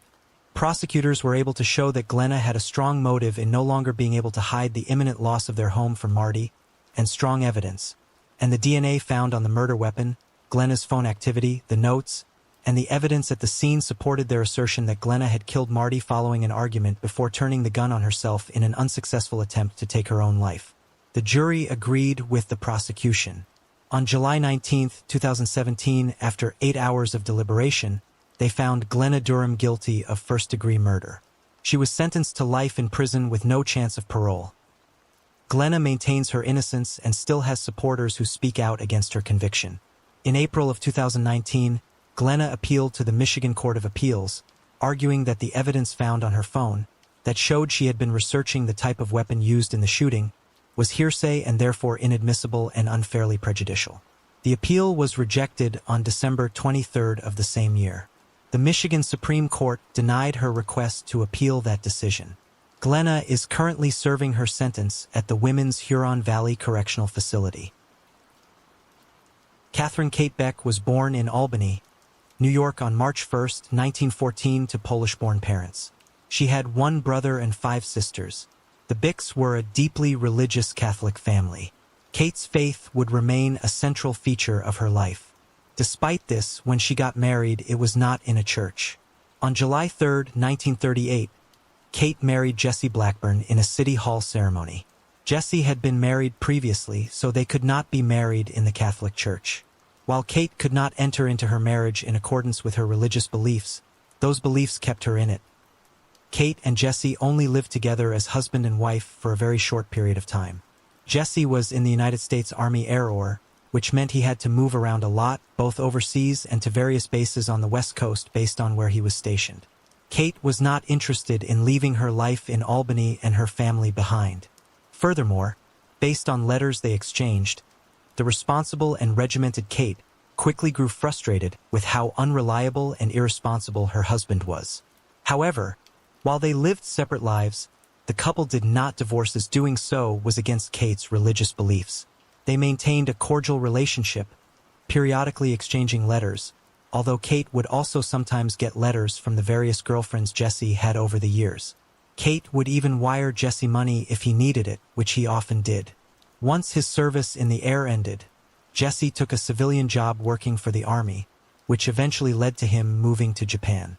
Kate was employed for 30 years at the Mohawk Brush Company, where she eventually became a forewoman. On Saturday, September 12, 1964, 50-year-old Kate worked half a day at the factory and arrived home around noon. Kate owned her two-family house at 117 Colony Street in Albany. She lived on its first floor and rented out the upstairs apartment to supplement her income. Kate was well liked by her neighbors. She was known for being a kind but fairly private person. She was also known to her neighbors for sticking to a very strict routine. She was seen by neighbors between 5 and 6 p.m. on the 12th, sweeping her front porch as she did every Saturday. This would be the last time anyone saw Kate alive. The last time Kate spoke to anyone would be a short time later when she talked to one of her sisters over the phone. Kate attended the 6 o'clock Mass at St. Joseph's Roman Catholic Church every Sunday morning without fail. On September 13th, however, she was not at the service. She did not attend the 8 a.m. Mass either. Later in the day, neighbors noticed that she never came outside to do her normal Sunday chores, hanging her laundry out to dry and burning her trash. Kate was driven to and from work every day by her friend Marie Hogan. When Marie arrived at the Colony Street house on the morning of Monday the 14th, however, Kate did not come outside to get in the car. She did not answer the door either. Concerned, Marie reached out to Kate's 19-year-old niece, Sandy. Sandy had time before she had to start work that day, so she decided to go over to her Aunt Kate's house to check on her since it was so unusual for her to deviate from her normal routine. She asked her sister Marianne to go with her, but Marianne said no because she had to get to school. She had just started the 10th grade. Therefore, Sandy instead asked her Aunt Anna, another one of Kate's sisters, to go over to the house on Colony Street with her. Sandy and Anna knocked on the door, but like Marie, got no answer. Sandy began tossing pebbles at various windows, hoping to get her aunt's attention in whatever room she was in at the time. There was still no answer from Kate. Sandy and Anna then realized they could get inside through the unlocked cellar door. They went through the basement and up the stairs into the foyer shared by Kate's first-floor apartment and the stairs that led to the upstairs rental unit. The door to Kate's part of the house was unlocked and Sandy and Anna were able to get inside. Kate was not anywhere on the first floor of the house. She did not answer when Anna and Sandy called her name. Initially, nothing seemed out of place anywhere on the first floor. Kate had told multiple people she would be painting the upstairs apartment in preparation for a new tenant. So Sandy and Anna went up the stairs to see if they would find her working on the apartment. When they reached the top of the stairs, they saw that the front door of the apartment was open. They also saw Kate lying on the floor of the unit's living room. They ran to call an ambulance to help her, but when it arrived, the paramedics called the police and told Anna and Sandy that there had been a homicide. Kate Blackburn was dead. Kate's body was found in the living room of the upstairs unit, but that was not where she was killed. Blood evidence at the scene indicated that she had initially been attacked in an entryway between the upstairs unit's kitchen and back bedroom. She had been struck on the back of her head multiple times, resulting in skull fractures. Some of her fingers were broken from Kate grabbing the back of her head after the first strike and interrupting the next blow. Investigators believe that Kate may have been attacked with items from her own home. The object used to inflict the head wounds may have been a small hammer or meat tenderizer taken from Kate's kitchen without her noticing. The killer could have taken it while Kate was getting the keys to the upstairs apartment from the lockbox in her bedroom where she kept them. After Kate was incapacitated or unconscious from the blows to her head and lying face down on the kitchen floor, The killer made the first of what would be numerous trips between the house's two apartments. He went downstairs and got one of Kate's kitchen knives. He then returned to the upstairs unit where he turned Kate over onto her back and stabbed her once in the left side of her neck and once on the front of it. The second stab cut her carotid artery and Kate bled to death. The killer then went downstairs and broke into a Cedar Hope chest in order to take a white linen sheet. He also brought up 2 pillows from Kate's bed. It appears that the killer had not anticipated the massive amount of blood that his crime would create. He dragged Kate's body into the living room where it would later be discovered and attempted to clean up the pool of blood left in the spot where he had killed her. He ultimately gave up and left the sheet near the large amount of remaining blood, which would eventually begin seeping through the floor and into the downstairs apartment where Kate had lived. After police concluded their investigation, the task of actually cleaning up the blood would be undertaken by Kate's nieces, Sandy and Teresa. While it was an upsetting task for both of them, they both wanted to spare their mothers the horror of seeing so much of their sister's blood. The killer had pushed up Kate's long brown dress and full-length petticoat so that they bunched around her neck and shoulders and cut away her bra. He then used heated knives to burn intricate lines that formed shapes on Kate's breasts and around her lips. There was no electricity in the upstairs apartment at the time, so it is believed he made multiple trips downstairs to place Kate's own kitchen knives in the burner flames of her own stove to heat them to the point where they could mutilate her body in such a manner. When he was done, the knives were then left under the stove cover. The killer then raped Kate's body, leaving behind sanal fluid. More than 300 people attended Kate's funeral mass at St. Joseph's Church and interment at St. Agnes Cemetery. More than 100 of the mourners were co-workers of Kate's at the Mohawk Brush Company. They had been given the day off to attend the services. 11 of Kate's co-workers served as either honorary or actual pallbearers. Police closely monitored the ceremony, watching the crowd at the burial from across the street and placing a microphone in Kate's casket, hoping to find clues in the case. Kate's distraught family was shocked that someone could hurt her at all, much less in such an abhorrent manner. Several of her loved ones were hysterical at her funeral. At the service, the family also became aware that Kate had been keeping a secret from them for quite a long time. She had been in a long-term relationship for the past 16 years. Kate had met Ben Maskeen in 1948. Ben had previously survived polio.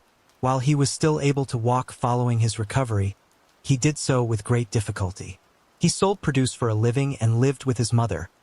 According to Ben, he and Kate had fallen in love shortly after they met, but their relationship had progressed very slowly as Kate still took her marriage vows seriously despite her long separation from her husband. Being involved with a man who was not her husband in any manner went against her religious beliefs, but so did getting a divorce. Further complicating their relationship was the fact that Kate was Polish and Catholic and Ben was Jewish at that time and in their community. A relationship that crossed these cultural and religious lines was still somewhat unconventional. A few of Kate's close friends knew about her relationship with Ben, but Kate could not bring herself to tell their family about him since her relationship with him went against her religious principles. Kate was very close with her family, and they and their potential opinions were very important to her. While she did not feel as though she could disclose her relationship with Ben to her family, it does appear that she wanted him to get to know her loved ones in whatever limited capacity he could. When Kate's niece and goddaughter, Sandy, was working at a Corel ice cream stand, Kate and Ben would park some distance away from it so that they could watch her work without being seen together. Kate would send Ben up to the counter to order, so that Ben could meet Sandy even though she would not realize his significance and just think he was a regular customer. Ben was interviewed extensively by police and he fully cooperated with the investigation. It appears he cared for Kate dearly and he was heartbroken over her murder. On the Saturday Kate was last seen alive. He had spent the day at a local restaurant playing card games with friends. He had tried coming over to see Kate late that evening, but she had not answered the door. He came back to see her the following day after she should have gone to Mass. But again, she did not answer the door like she normally would. Ben waited for her in the neighborhood throughout the day, but never saw her. He tried calling her approximately 10 times between Saturday and when her body was discovered on Monday with no answer, which greatly concerned him. Ben was able to provide additional information about something police already believed may have been connected to Kate's murder, her renting out the apartment where her body was ultimately found. Kate had the same family as tenants in her apartment for many years. However, They had been forced to move out earlier in 1964 due to a death in the family.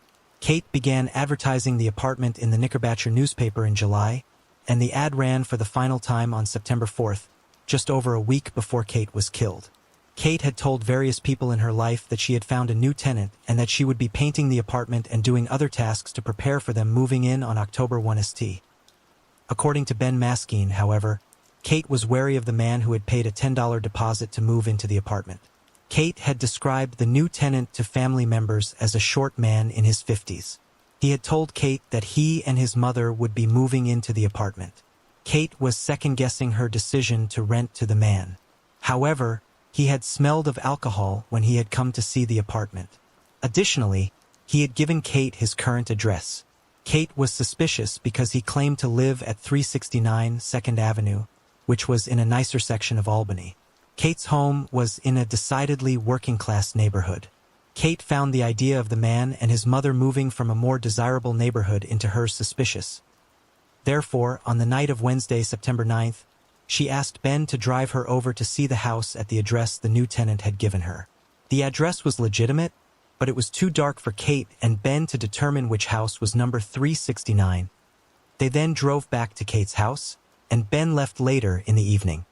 He never saw Kate alive again, and no one ever came forward identifying themselves as the man who had paid Kate the deposit, solidifying concerns initially raised by Kate herself, that something was off with the potential tenant. In addition to the fact that she was killed in the apartment that was for rent, the last known contact with Kate seemed to confirm that renting out the apartment was what brought her killer into her house.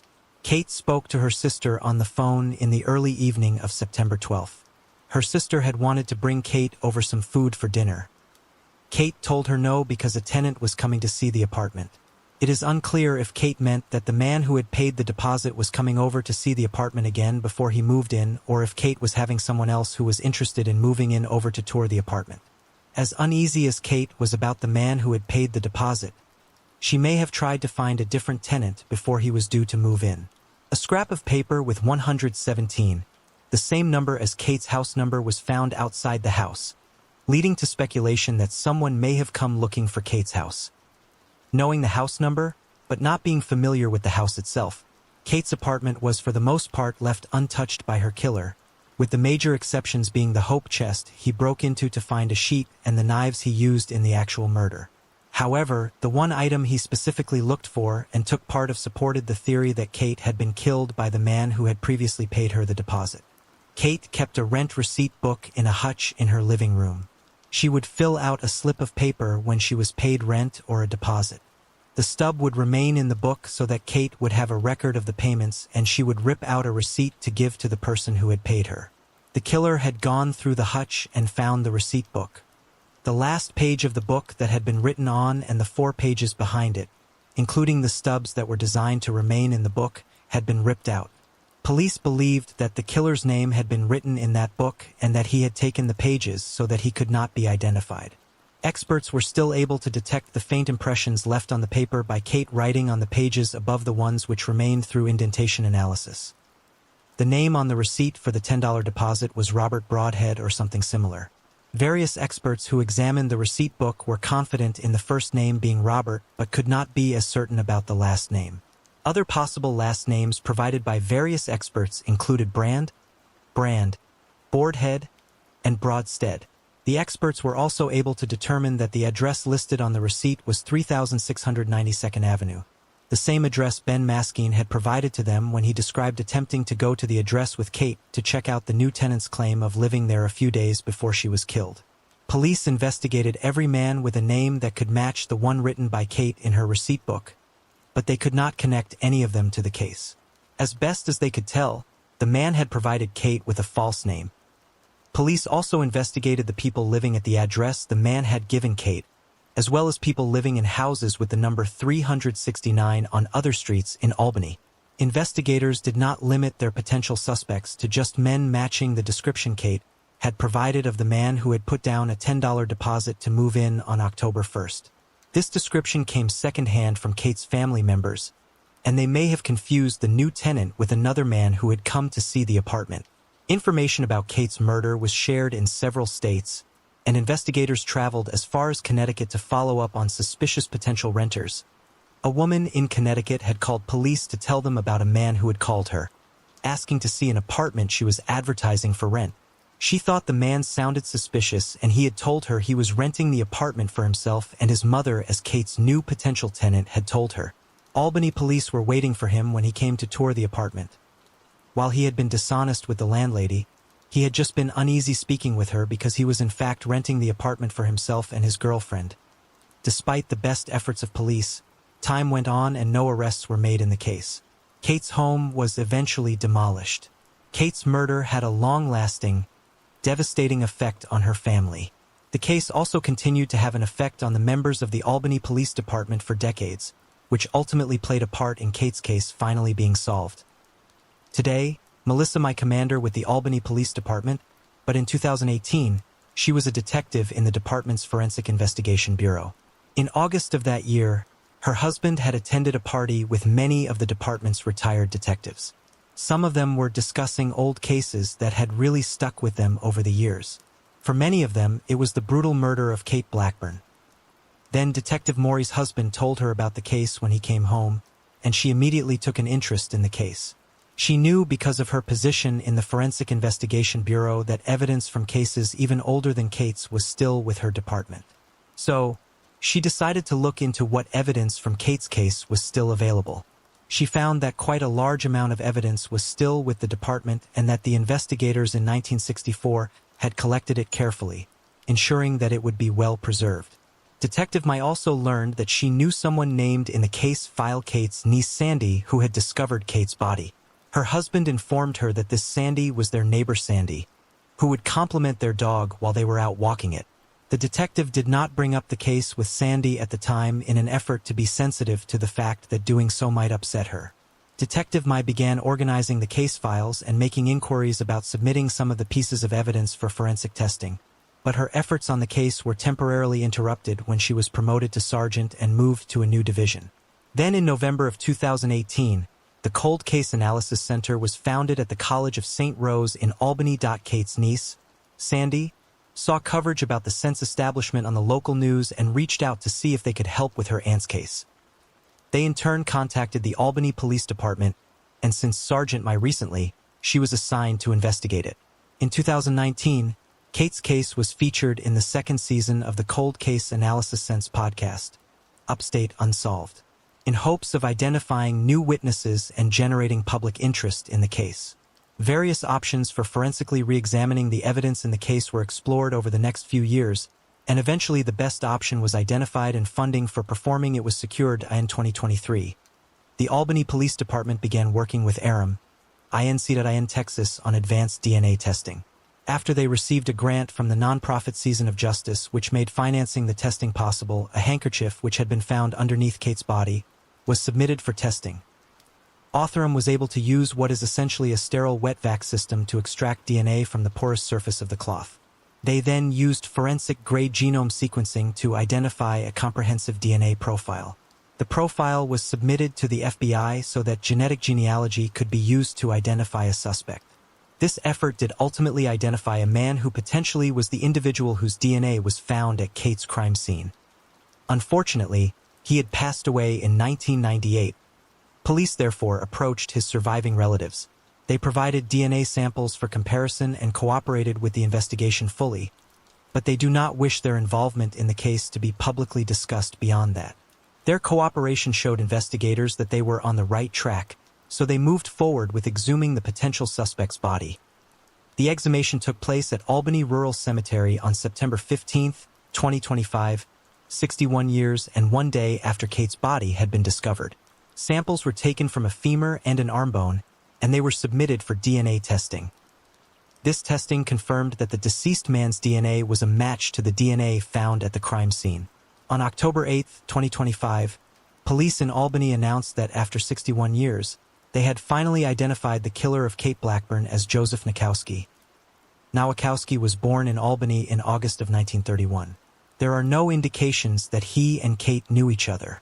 His criminal activity began before he killed Kate and continued on in the years after the murder. He was in and out of prison for many years. In 1973, He was arrested in Schenectady, New York for viciously attacking an elderly woman in the apartment where she lived alone.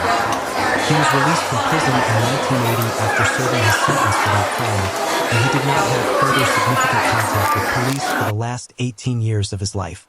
Now that his involvement in Kate's murder has been confirmed, his DNA profile is being uploaded to criminal databases in case he is tied to any other cold cases.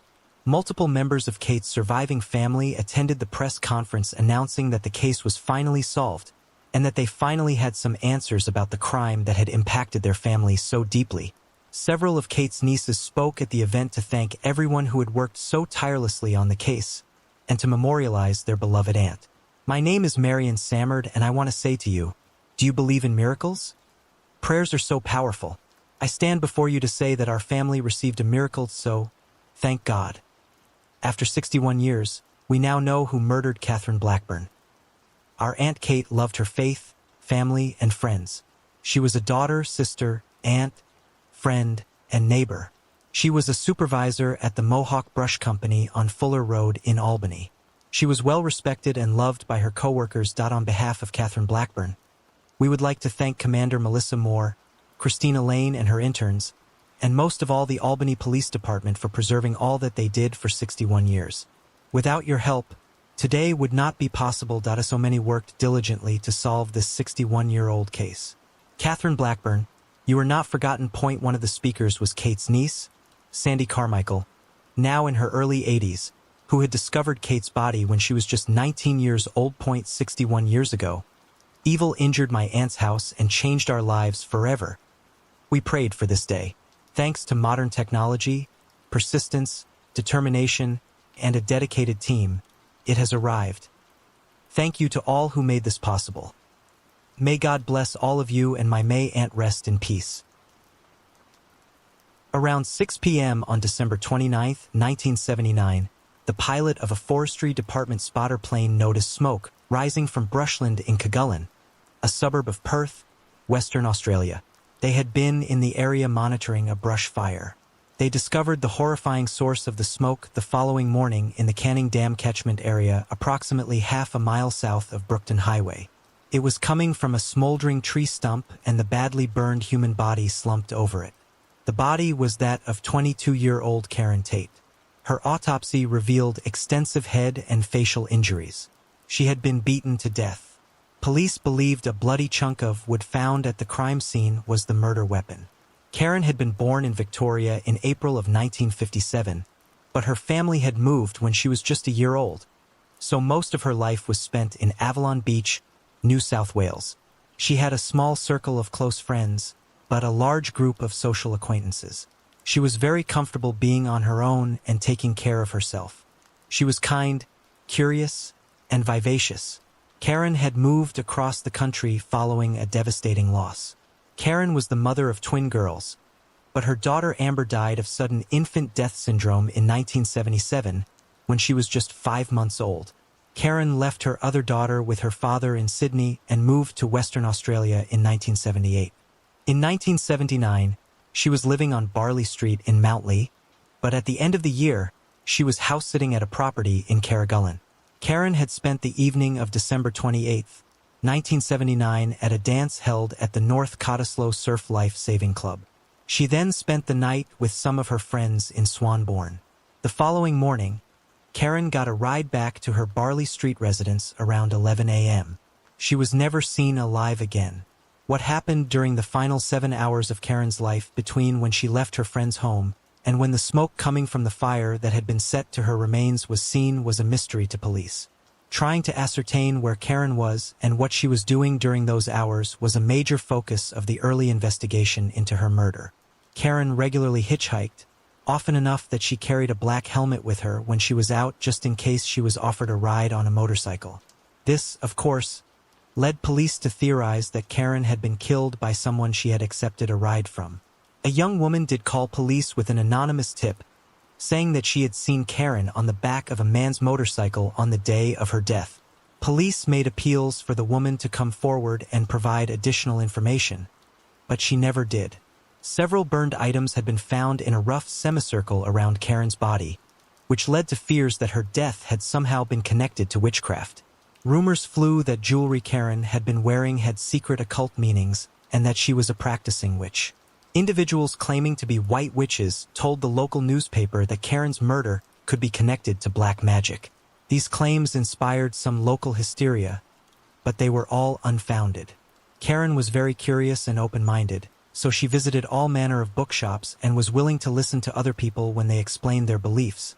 But she herself was in no way involved in the occult. Decades passed without answers in Karen's case. In 2023, the government of the state of Western Australia announced a $1 million reward for information in several cold cases, including Karen's, but the offer of the reward led to only a few calls and no solid answers. In 2024, Detective Senior Sergeant Steve Potter announced that male DNA had been found on items found at Karen's crime scene. The Western Australia Police Force's Special Crime Squad team was in the process of analyzing the DNA in hopes of identifying who it came from. The main technique they would be using was genetic genealogy. The effort was massive and time-consuming, for people worked on the case almost non-stop for a full year. They examined genetic profiles from the commercial DNA sites GEDmatch and Family Tree DNA and developed a family tree containing more than 10,000 people that went back to the 1600s. Most of the relatives of the killer initially identified by this effort were several generations removed from the killer. So tediously researching the links between all of the individuals in the family tree and expanding it took a lot of time and effort. In March of 2025, however, all of the work paid off. On March 13, 2025, Gold Case investigators with the Western Australia Police Force announced that they had been able to tie the DNA profile from Karen's crime scene to a potential suspect. As such, they were formally identifying Terrence John Pfizer as a suspect in Karen's murder. Unfortunately, that was all they could do, as Pfizer had died of cancer 25 years earlier and therefore could not be arrested and charged. Pfizer was born on February 11, 1950 in Mount Lai. From 1970 until 1972, he served in the Australian Army. He spent the majority of his service stationed in Townsville. Fisher got married in 1973, but he and his wife divorced in 1981. The marriage did not produce any children. Around the time of Karen's murder, Fisher was living mainly in Rivervale and Manning. He then lived with his father in Manning until his death from cancer on August 27, 2000. He had no criminal record and had only ever interacted with police for minor traffic infringements. When police announced that Pfizer had been identified as a suspect in Karen's case, they also made another surprising announcement. They believed that Pfizer was connected to two other cold cases not previously tied to Karen's case, the murders of Carrie Turner and Barbara Western. If Pfizer did in fact kill all three of these women, he would be considered a serial killer. Carrie Suzanne Turner was born in September of 1972, the youngest of three children. In 1991, the 18-year-old was living with her parents in the suburb of Bickley and working part-time as a shop assistant. On June 29th, she and a friend hitchhiked from the friend's home in Armadale to Pinocchio's nightclub on Murray Street in Perth. Arriving there around 10:30 p.m., she became separated from her friend once they got inside. Carrie was seen socializing with many different people throughout the night until she left the club alone around 4 a.m. on June 30th. Carrie got into a taxi outside the club, but the driver soon realized that she did not have the money to pay her fare, so he made her get out on the causeway in East Perth. Multiple witnesses saw her sitting on the curb or trying to hitch a ride. Another taxi driver picked her up, but he also realized that Carrie did not have the money to pay him. So, he had her get out of his vehicle on Shepperton Road near Marr Street at approximately 5 in the morning. A vehicle traveling southeast on Shepperton Road was seen pulling up alongside Carrie. Witnesses reported that Carrie got into the car and it continued on. She was never seen alive again. Carr's parents reported her missing on July 1st, and she remained missing for almost a month. Her body was discovered in bushland in the area of Bedford near the Canning Dam, fully clothed and hidden behind a log. Barbara Ann Western was born in Perth on May 30th, 1948. She got married in 1967 and had 2 children, but the marriage ended after 5 years. Barbara then raised her children on her own. She had a very loving personality, which made her an attentive and caring mother, as well as a supportive friend to her wide social circle. Barbara began a new relationship 10 years after her divorce and began living with her partner a year into the relationship, but the couple did not marry. Barbara went out for the evening on June 27, 1986, leaving her home sometime between 6 o'clock and 7 o'clock p.m. She saw two friends at the Balmoral Hotel in East Victoria Park and ran into an acquaintance. Later in the evening at the nearby Irene's Park Tavern, Barbara was wearing a distinctive orange parka that night, which helped when police were later looking for witnesses. Barbara was seen leaving the tavern around 11:30 p.m. She never returned home. Barbara remained missing for almost 5 years. On March 14, 1991, two people were out collecting wood near Canning Dam and Carrigoulan when they came across what they believed to be human bones in a clearing roughly 50 feet off of the trail. Several items, including items of clothing and pieces of jewelry that belonged to Barbara Western, were found under a nearby tree trunk. Police were able to confirm that the bones were those of Barbara Western. It is unclear why exactly police believe all three women were killed by the same person. The main detail connecting all three cases is the locations where the bodies were found. The sites where the bodies of Karen Tate and Barbara Western were found had less than 100 feet between them. Carrie Turner's body was found approximately 4.5 miles away from those sites. Investigators believe there was a specific reason why Carrie was taken there, although they have not yet made that reason public. Authorities in Australia normally do not release very much information about suspects before they are convicted of a crime in court. This case is unusual in that they have released quite a lot of information about Pfizer to the public. They are hoping that by disclosing the places where he lived, worked, and socialized, they will hear from as many potential witnesses as possible. Investigators are very interested in gathering information about Fisher's movements and his routines, as they believe this information will provide them with more definitive answers. In the three cases they now suspect him in, Pfizer worked in construction for the Public Work Department constructing government buildings in and around Perth. He took a voluntary redundancy in 1993 and started his own business. Pfizer was also a prominent member of the Fremantle Sailing Club, where he both socialized and participated in offshore racing. He spent the early 1980s building a yacht at a warehouse in Carroll and launched it in 1985.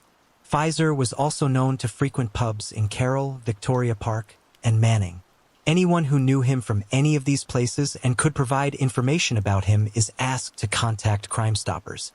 Police say that even the smallest of details could be critical to their investigation. In addition to making a public appeal for potential witnesses, investigators also executed a search warrant at the home where Fisher lived until his death on March 13, 2025. They began what would ultimately be a 5-day search of the property, which included digging up the backyard.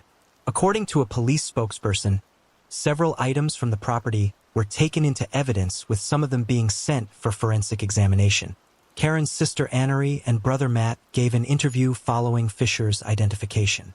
They expressed gratitude to all of the investigators who worked on their sister's case, as well as relief that Fisher is dead, both because it spares them the trauma of going through a trial and because he can no longer hurt anyone else. They miss their sister and find some peace of mind in the answers they now have. That being said, they also implored anyone who knew Pfizer to come forward, as they could unknowingly be able to open up a new avenue of investigation that ultimately answers some of the remaining questions about what happened to Karen, Carrie, and Barbara.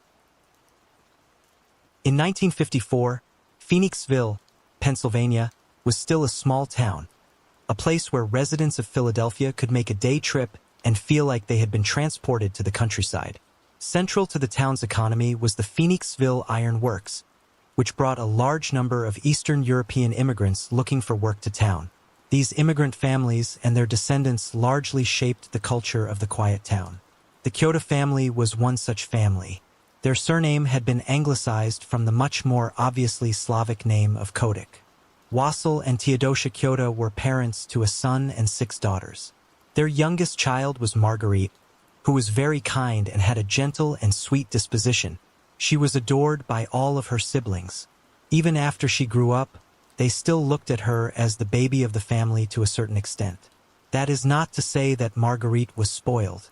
Despite all of the quality time she spent with her family, she was close with all of her siblings, even her oldest ones, after they left home while she was still very young, and they all enjoyed spending time with her. Because she was the youngest of the Kyoto siblings, Marguerite was fairly close in age to the oldest of her nieces and nephews. Her oldest nephew, Bill Gore, was just 9 years younger than Marguerite. He and his parents lived in Philadelphia, but regularly took the train out to Phoenixville to enjoy the more pastoral setting and time with family. Some of Bill's favorite memories of his childhood involve his Aunt Marguerite. The two of them would go out on the roof of the family home through a bathroom window to sunbathe. They worked in the garden together as well, picking and processing fruit and vegetables to enjoy together. March 2nd, 1954 was a Tuesday, which made it an unusual night for socializing. However, that year it was the night before Ash Wednesday, the day when the somber and reflective season of Lent would begin in preparation for Easter. As such, the day before Ash Wednesday is a common day of merit and indulgence for various Christian communities all over the world. Phoenixville in general and the Byzantine Catholic community Marguerite belonged to specifically were no exceptions. 22-year-old Marguerite had to report to her job as a secretary at the BFG Goodrich tire plant in the nearby town of Oaks the following morning. But like many young people, she still participated in the pre-Lenten festivities that night. Marguerite attended 2 different dances that evening with a group of her friends. The first dance was at the Valley Forge Army Hospital. Marguerite and her friends left that dance at approximately 9:40 p.m., and then went to the dance at the Polish American Citizens Club on the north side of Phoenixville. Around midnight, as March 3rd and Ash Wednesday officially began, the group left so that they could all go home for the evening. Marguerite started walking home with Julia Potazniak, a friend from work. They walked together for approximately half an hour. But once they reached the intersection of Gay and Morgan Streets, they needed to go in different directions to get home. Before they parted ways, Marguerite said something strange to Julia. "If you don't see me in the morning, look for me in Burns Alley." Burns Alley ran behind the Kyoto family home. No one has ever been able to make sense of this statement. It is believed that Marguerite made this statement in jest, but it is unclear exactly what the point of the joke was. It would later be speculated that Marguerite had plans to meet someone in the alley before she went inside her house. The passing joke would prove to be ominously prophetic, as Marguerite never made it home that night. When Marguerite was not home in the morning, her family reported her missing and began searching for her. Bill Gore, who was 13 years old at the time, remembers his mother leaving their Philadelphia home to get to Phoenixville to look for her younger sister as soon as she heard the news. The Phoenixville Police Department began organizing their own searches of the area. Police had good reason to be concerned about Marguerite's well-being very early into the investigation into her disappearance. A resident of 361 Washington Avenue had reported that around 12:45 a.m. on March 3rd, they had heard a shrill scream followed by a scuffle in an alleyway. They then saw a man come out of the alley carrying a woman under his arm as he walked towards Lincoln Avenue. He turned onto that street and walked north. A second witness reported seeing the same thing from across the street. In addition, they also saw a dark sedan come back up Lincoln Avenue. It turned right on Washington Avenue and stopped across from the alleyway the man had originally come out of with the woman. The man got out of the car, went into the alley, and picked something up. He then got back into the car and drove west on Washington Avenue. The witness could not tell if there were other people in the car. The 2 witness statements did not specify that the woman they saw was unconscious, but they did both note that she was not screaming or fighting to get away from the man. The timing of this incident did mean it was possible that the woman who was abducted was Marguerite Kyoto. Marguerite and Julia had gone their separate ways to get home at 12:40. Marguerite would have been at that section of Washington Avenue as she continued on her way home approximately 5 minutes later. Police did not have definitive proof that the woman the witnesses had seen was Marguerite, but the reports did increase their concern for her safety. A massive search effort was carried out over the next 3 days. Policemen, soldiers, firefighters, and volunteers from the community combed through wooded areas and fields within a 16 miles radius of Phoenixville.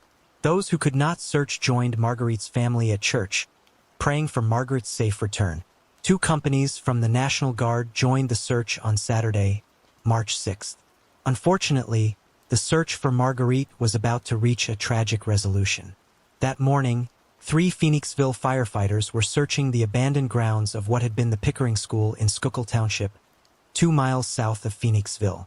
At approximately 10:45 a.m., one of the firefighters, Frederick Baird, discovered a shoe near an outhouse, which was approximately 150 feet away from Valley Forge Road.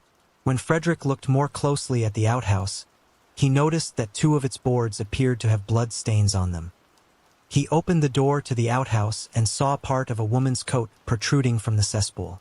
When he looked directly into the cesspool, he saw the body of Marguerite Kyoto encased in icy water with her legs pointed up towards him. Marguerite had been stabbed 3 times in the left side of her chest, which resulted in a massive hemothorax. Material from the water in the cesspool was found in Margaret's airway, indicating that she had still been alive and breathing when she was put into the water. She was still wearing the clothes she had been wearing the night she disappeared. Her brown purse was found on top of her, and the watch on her left wrist had stopped at 1:25 on the morning of March 3rd. Marguerite also had superficial abrasions to both the left side of her neck and to the right side of her face. She had not been sexually assaulted. Margaret's murder was a defining moment for Phoenixville. Many residents could still recall what they were doing when they learned Marguerite was missing and when her body was found even decades later. It was unthinkable that such a brutal crime could have been committed in the quiet and fairly small town. The case inspired a major change in the mood of the town and sensational headlines in nearby Philadelphia. The unease created by Margaret's murder would linger in Phoenixville for years, as the identity of her killer remained a mystery. The lack of resolution in Margaret's case was not a result of inaction on the part of local police. The case was actively investigated for over a decade.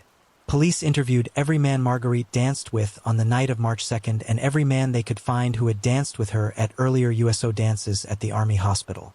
Because of the Iron Works and the Army Hospital, many people who had come to Phoenixville for work and treatment left town in the years following the murder, and investigators traveled all over the country to interview them. Numerous suspects were developed, but just as many were eliminated. That is not to say that the investigation was flawless.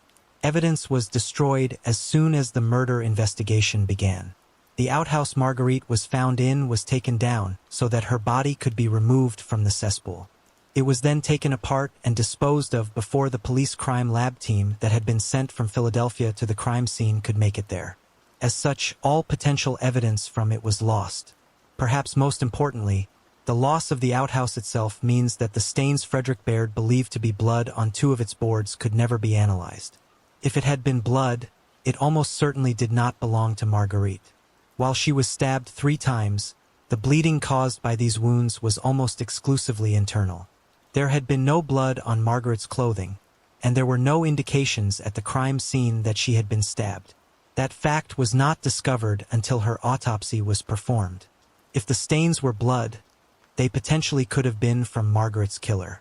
If that were the case and the boards or samples from them were properly preserved, DNA testing may have been able to solve the case in the future.